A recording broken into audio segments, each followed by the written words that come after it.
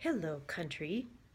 I'm going to do a reading for the United States every week, and I'm going to bring in all of our cards for the year as well as cards that I'm drawing in the immediate.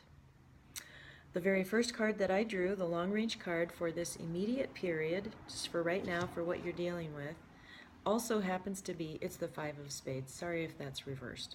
But anyway, the Five of Spades is also the long range card for the whole year for 2017 for the United States.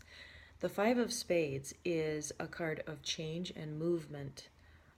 And the really important thing about this card is that it's really about looking at how we navigate, and it's about becoming present. It's the number of the child and the traveler and the scientist. So there's an energy of being present with all of your senses and observing, and we're going to come back to this. The Pluto card for right now, which means the really difficult thing, the death and rebirth, we could call it shadow work, is the Queen of Hearts.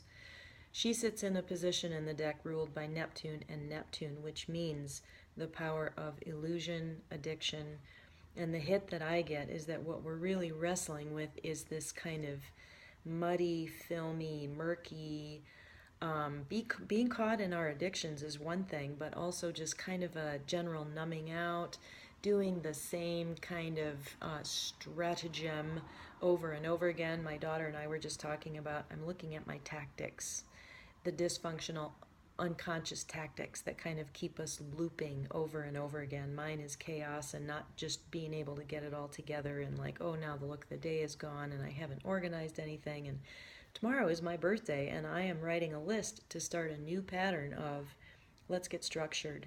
Let's pull in a little discipline here. And that brings in this card, which is strength and power. And we're going to talk about that later. That's the environment card, which encompasses this whole reading.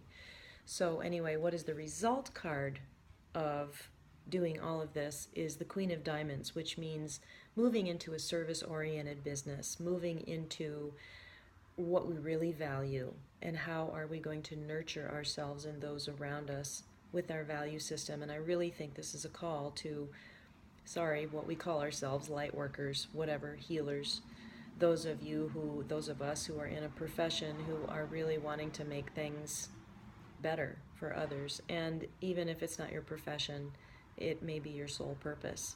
And this is really taking this seriously and moving into this. Move into it as though it were a business, even if it isn't. So this card, I want to pull this out. This is the environment card. It sits at the bottom of the deck after the whole cards are laid, and it's like the room that we're sitting in. The Eight of Spades is a card of quiet confidence, strength, and discipline. And that correlates with all the other eights that we've been seeing last year and this year, which is a really find your courage, find your strength, find your discipline. So it's another way to deal with this murkiness that we're in. And another card that just kind of fell out of the deck that wanted to come along was the inner child. So these actually sit right next to each other in the deck. This is Dr. Seuss's card, and this is his very first card, the inner child. Isn't that a great connection? So this is about finding the balance between our strength and our confidence and our discipline, but also really listening to the inner child. And how do we do that? What's the big theme? Be present. This may be the really important thing here, is be really present in each moment to what's actually coming up for you, and feel if you need to pull towards discipline or do you need to pull towards tenderness and giving yourself permission to go in your heart. This tends to be a head card. This is a heart card. There's the King of Clubs sits under this, which is a head card. So discipline and confidence come from knowing our truth.